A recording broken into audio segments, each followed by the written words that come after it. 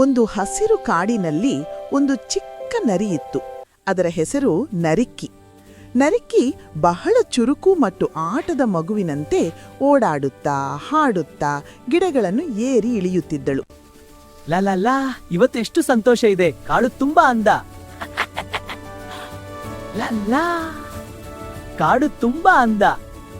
ಒಂದು ದಿನ ದೊಡ್ಡ ತೋಳ ಗರ್ಜನ ಬಂತು. ಇಂದು ಈ ಕಾಡಿನ ಎಲ್ಲಾ ಚಿಕ್ಕ ಪ್ರಾಣಿಗಳನ್ನು ತಿನ್ನುತ್ತೇನೆ, ಯಾರೂ ತಪ್ಪಿಸಿಕೊಳ್ಳಲಾರರು. ಎಲ್ಲ ಪ್ರಾಣಿಗಳು ಭಯದಿಂದ ಓಡಾಡತೊಡಗಿದವು. ಆದ್ರೆ ನರಿಕ್ಕಿ ಭಯಪಡಲಿಲ್ಲ. ಅವಳು ತನ್ನ ಚುರುಕು ತಲೆಯಲ್ಲಿ ಒಂದು ಯೋಚನೆ ಮಾಡಿದಳು. ಇವನನ್ನು ಹೆದರಿಸಬೇಕಾದ್ರೆ ಬುದ್ಧಿ ಬೇಕು.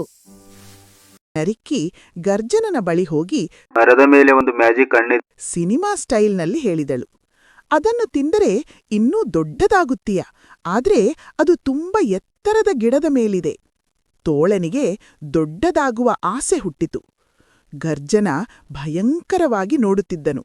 ಆದ್ರೆ ನರಿಕ್ಕಿ ನಗುತ್ತಾ ಅವನನ್ನು ತುಂಬ ಎತ್ತರದ ತೆಳ್ಳಗಿನ ಗಿಡದ ಬಳಿ ಕರೆದುಕೊಂಡು ಹೋದಳು.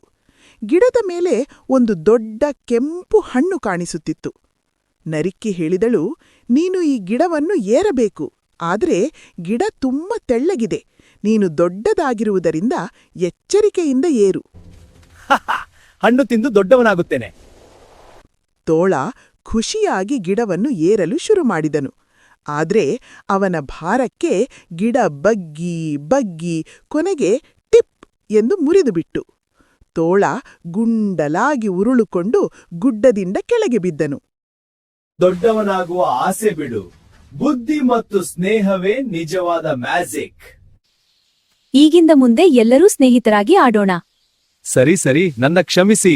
ಆ ದಿನದಿಂದ ತೋಳ ತನ್ನ ದೊಡ್ಡ ಗರ್ಜನ ಬಿಟ್ಟು ಎಲ್ಲರೊಂದಿಗೆ ಸ್ನೇಹವಾಗಿ ಆಡತೊಡಗಿದನು.